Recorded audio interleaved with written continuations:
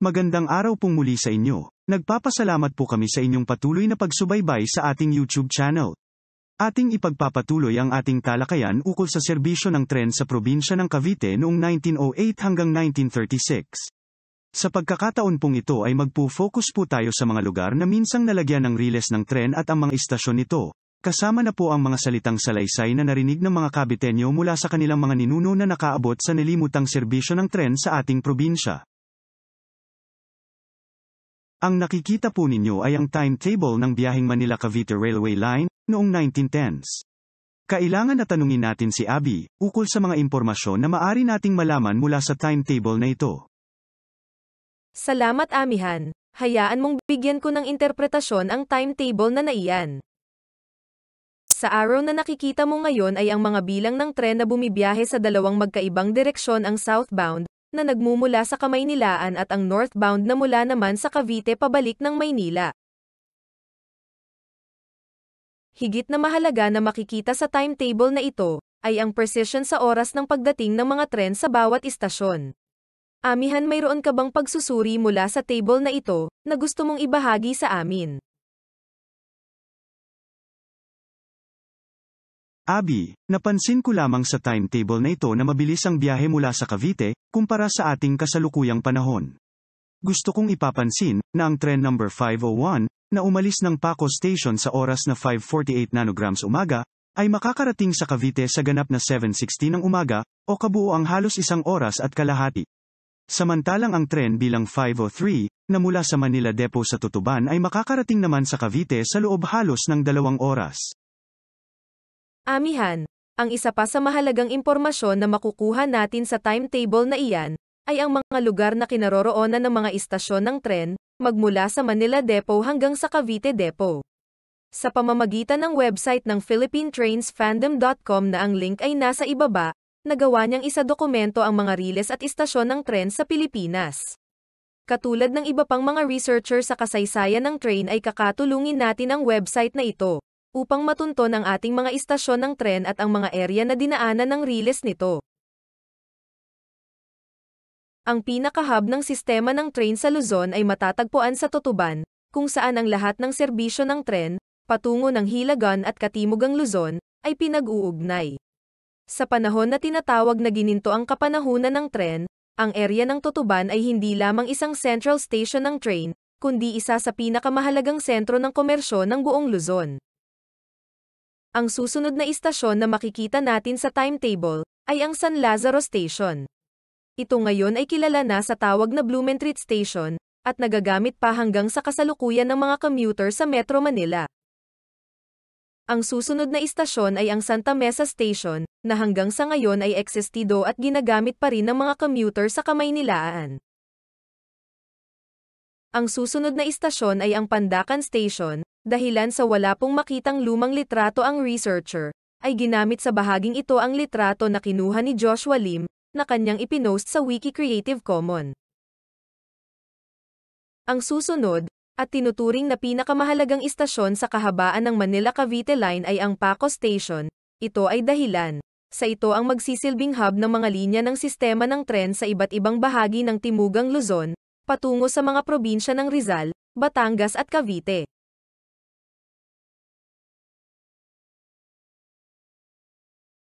Dahilan sa ipinakita natin kanina ang istasyon ng tren ng Pandacan at Paco ay nais kong bigyan ng karagdagang impormasyon, na ang linya ng tren mula Pandacan hanggang sa Paco ay tinatawag na Cavite-Batangas Extension. Ito ay dahilan sa ang nasabing linya, ang nagdudugtong sa Santa Mesa-San Lazaro Line, hanggang sa Manila Central Station. Mula naman sa mismong istasyon ng Paco, magsisimulang maghiwalay o magsanga ang riles ng tren, patungo sa magkahiwalay na destination. Una ay ang Batangas-Laguna Extension, at ang ikalawa ay ang Cavite Extension. Mula sa Paco, ang Manila-Cavite Line ng Manila Railway Company ay magsisimulang bumagtas sa dedikadong linya para sa probinsya ng Cavite. Dito ang unang istasyon ay sa Singalong, na dating nakalagay sa kanto ng Vito Cruz at Calle Tramo. Kung gagawa po tayo ng superimposition sa matandang mapa, sa kasalukuyang Google Earth ay ito na po ang hitsura nito sa kasalukuyan, pati na po ang area na dating kinatatayuan ng estasyon ng Singalong. Mula sa Singalong, ang susunod na istasyon ng tren ay tinatawag na Pasay Station. Gamit ang matandang mapa ng Manila hanggang Pasay, makikita natin na ang riles ng tren ay nasa likurang silangan ng Kalye Burgos, kung saan nakatayo ang tatlong mahalagang landmark. Una ay ang eskwelahan, sumunod ang presidensiya o munisipyo ng Pasay, at pangatlo, ang Simbahan ng Libertad sa Pasay. Ang istasyon ay nasa likuran ng simbahan, at ito ay bago tumawid ng Kalye Libertad. Muli na naman tayong gagawa ng superimposition sa matandang mapa. Gamit ang Google Earth ay makikita pa rin natin ang tatlong landmark. Nandoon pa rin natin ang eskwelahan at simbahan, samantalang ang dating kinatatayuan ng presidensya o munisipyo ng Pasay, ay siyang kinatatayuan ng ngayon ng Pasay City General Hospital. Gamit ang Google Street View ay tiningnan ng researcher ang likuran ng simbahan sa area ng Kalye Tramo, at kapansin-pansin ang nakatayong barangay hall o daycare center sa kalyeng ito. May posibilidad kaya, na ang kinatatayuan ng gusali ng barangay hall, ay doon dating nakatayo ang istasyon ng tren ng Pasay. Ang susunod na istasyon ng tren ay sa area ng Maricaban. Magmula sa istasyon na ito, ang riles ng tren ay maglalagos sa Nichols Field, hanggang sa susunod na istasyon ng tren sa Pildera, na sakop na ng bayan ng Parañaque. Ang Nichols Field, pagkatapos ng ikalawang digmaang pandaigdig, ay ganap ng pinaunlad upang maging isang paliparan. Ang hindi na ginagamit na daang bakal ng Manila-Cavite Line mula sa Paco Station, ito ang magpapaliwanag kung bakit sa kasalukuyan, ang Pasay Tramo o kilala sa tawag na Aurora Boulevard ay nagtatapos sa isang gate ng Manila Domestic Airport. Dahilan sa konstruksyon ng paliparan ng Maynila sa area ng Nichols Field, pagkatapos ng digmaan, ganap nang nawala ang riles ng tren na dating nakalagay sa lugar. Subalit kung pag-aaralan sa Google Map, ay mababakas pa ang magkabilang panig ng nagkahiwalay na daang bakal. Para sa komprehensibong pag-unawa, ukol sa matandang linya ng daang bakal na dumadaan sa Parañaque, ay kinonsulta ng researcher ang isang local historian ng nasabing lungsod na si R.V. Hernandez, at creator ng Facebook page na Memories of Old Palanyag. Ang unang larawan po na aking ipapakita ay ang ginawang paliwanag ni R.V. Hernandez, ukol, sa area ng Nichols Field, na kinuha na ng mga sundalong Amerikano, pagkatapos ng digmaan. Sa ginawang photo annotation ni R.V. Hernandez ay kanyang ipinakita ang mga tanawin sa kabuuan ng area ng Nichols Field, kung saan isa sa kanyang binigyan ng label ay ang daanan ng tren mula sa Pasay hanggang patungo ng Parañaque. Mula sa Maricaban Station, ang tren ay tatakbo sa daanang bakal na nasa loob ng Nichols Field, hanggang sa susunod na istasyon sa Pildera, na sakop ng Parañaque. Sa matandang larawan na ito ay makikita pa ang label na kinaroroonan ng istasyon ng Pildera. Sa pagsasara ng serbisyo ng tren, ang Pildera Station ay inalis upang magbigay daan sa pagbubukas ng mas malaking kalsada na magiging isa sa mga feeder road papunta sa pandaigdig na paliparan. Ang kalsadang iyon ay tinawag na Imelda Avenue sa panahon ng Administrasyong Marcos, at Aquino Avenue naman, sa panahon ni Cory. Magmula sa Pildera, ang riles ng tren ay tatawid sa isang tulay patungo sa mismong bayan ng Parañaque, kung nasaan naroon ang susunod nitong istasyon. Sa magkasunod na litrato mula kina R.V. Hernandez sa Memories of Old Pananyag at sa litrato na nakapost sa Parañaque Public Library Facebook page ay makikita natin ang detalye ng tulay na nagtatawid ng tren patungo sa poblasyon. Mula sa impormasyon na ibinigay ni R.V. Hernandez sa researcher, sinabi nito na ang matandang istasyon ng tren ng Parañaque ay nasa kanto ng Tramo at Kalye Pelaez.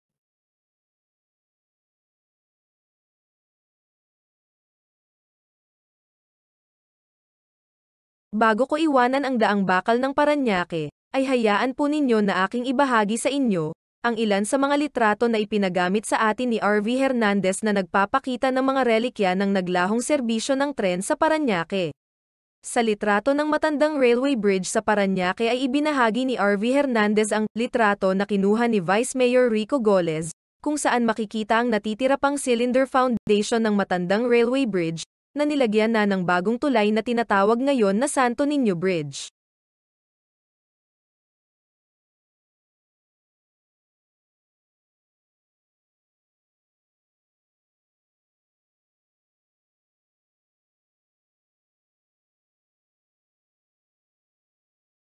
Ang sumunod na ipinahiram ni RV Hernandez ay ang litrato ng dalawang babae na taga Parañaque. Kinuha na nakatapak sa mismong riles ng tren sa kanilang bayan.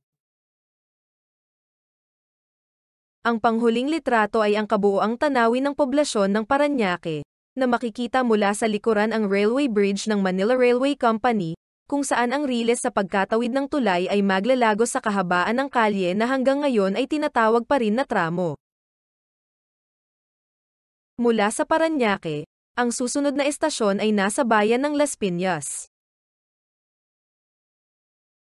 Mula sa kahabaan ng tramo ng Las Piñas, ito ay tatawid sa kabilang ibayo ng Zapote River, magmula sa pagtawid sa tulay na ito. Ang riles na nagmumula sa Maynila at probinsya ng Rizal ay dadaloy na sa kahabaan ng probinsya ng Cavite.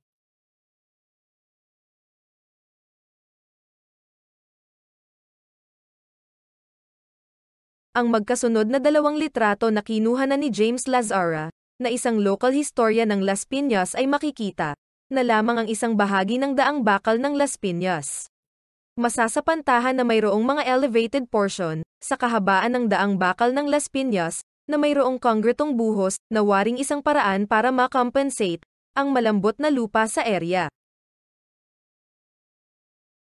Sa bahaging ito ay atin na pong tutuntunin ang mga daang bakal sa ating probinsya.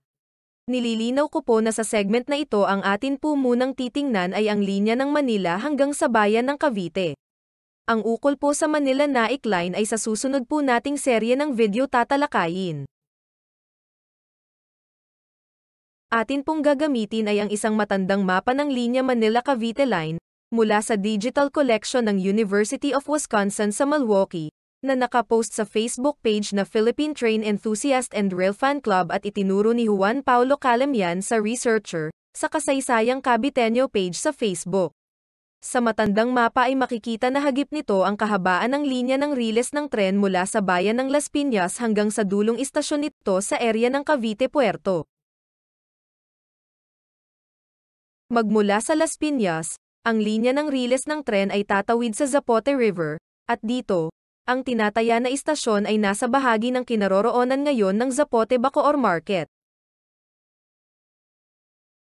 Kung atin pong susuysuyin ang tramo ng Zapote ay magtatapos ito sa kalye ng kalsadang papunta sa Ligas Bayanen Malino at magtatapos sa isang gate ng compound. Kahit na ang kalye ng riles na ito ay naputol sa may gate ng compound, ay mapapansin pa rin ang kanyang konfigurasyon bilang karugtong ng matandang daang bakal. Sa pamamagitan ng ginawang pagplot ng researcher, mula sa kanto ng Zapote Malino Road, hanggang sa may Congbalay Street sa Binakayan, na siyang orihinal na dinadaanan ng linya sa nasabing lugar, lumilitaw ay nasa ibayong bahagi ng Camino Real ng Bacoor, at sa ganito ay gumawa ng bukod na daanan sa mga matandang palaisdaan. Magmula sa Bacoor, ang linya ng tren ay tatawid sa Imus River, at magsisimulang bumagtas sa kahabaan ng area ng Binakayan. Sa ginawang photo comment ni Dirk Paul Celoso, ukol sa mga matandang daang bakal sa Cavite, ay ipinakita niya ang isang screen grab, kung saan makikita pa na nanatili na nakatayo sa tagong bahagi ng ilog, ang cylindrical post, na dating kinatatayuan ng railway bridge na nag-uugnay sa Bacoor at Binakayan. Sa isa pang comment ni Dirk Paul Celoso ay ipinakita naman niya, na mayroong paring eksistidong cylinder post ng naglahong railway bridge. Naaming lalakihan muli ang litrato, para makita nating mabuti. Mula naman sa pampang na nasa panig ng Binakayan, makikita pa natin ang lugar na minsan, nakatayo ang naglahong Bacoor-Binakayan Railway Bridge. Mula sa tulay na ito, ang riles ng tren ay magtutuloy sa kanyang ruta, sa kalsada na sa paglipas ng ilang taon ay tatawagin na Congbalay. Mula sa pagkatawid ng riles ng Imus River, ito ay magtutuloy hanggang sa istasyon ng Binakayan, nasa panig ngayon ng kinaroonan ng Binakayan Elementary School at gate ng sementeryo ng Binakayan. Mula sa istasyon ng Binakayan, Magpapatuloy ang ating biyahe sa palengke ng Binakayan at dadaan sa kalye na tinatawag pa rin hanggang ngayon na Daang Bakal, hanggang sa makarating ito sa Kawit, sa lugar na tinatawag na Gahak, kung saan sa kahabaan ng nasabing lugar, posible na siyang kinaroroonan ng istasyon ng Cavite Viejo.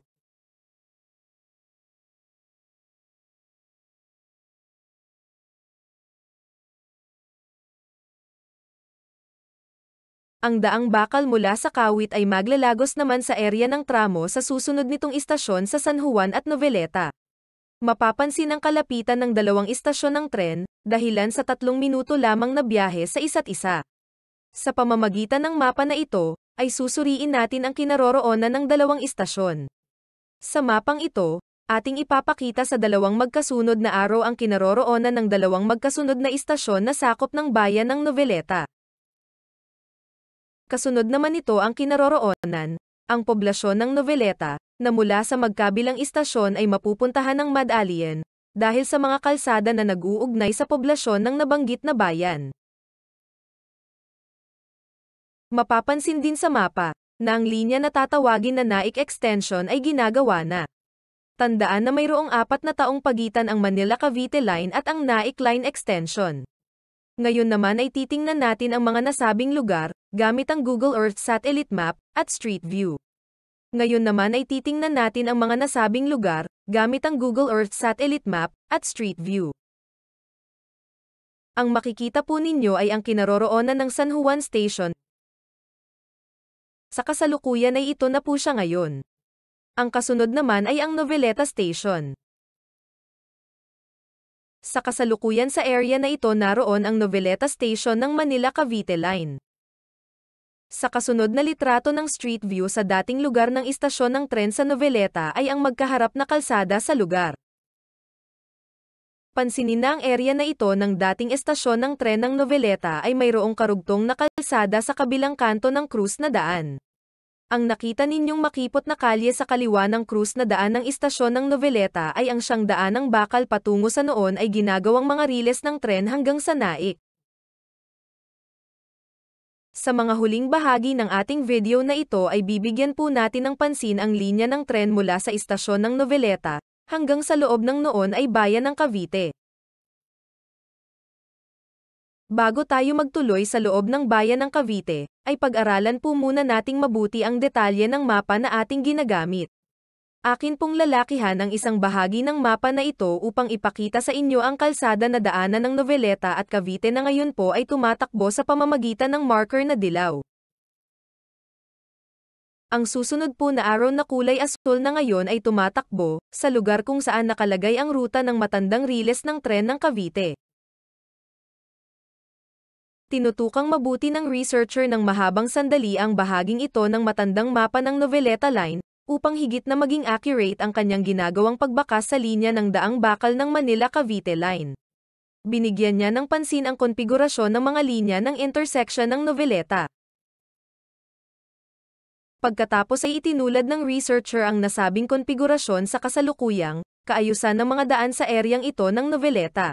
Dahilan po sa re-evaluation sa configuration ng nasabing area, lumilitaw na ang dalawang kanto sa kahabaan ng highway sa Barangay San Rafael, Noveleta ay doon naghihiwalay ang riles ng tren, isa patungo ng Naik at ang ikalawa ay ang patungo sa bayan ng Cavite.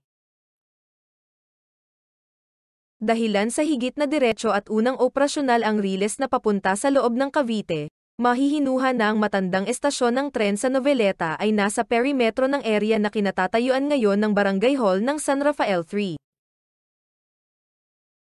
Ngayon po ay simulan na nating baybayin kung saan dating nakalatag ang naglahong riles ng tren sa loob ng ngayon ay lungsod ng Cavite.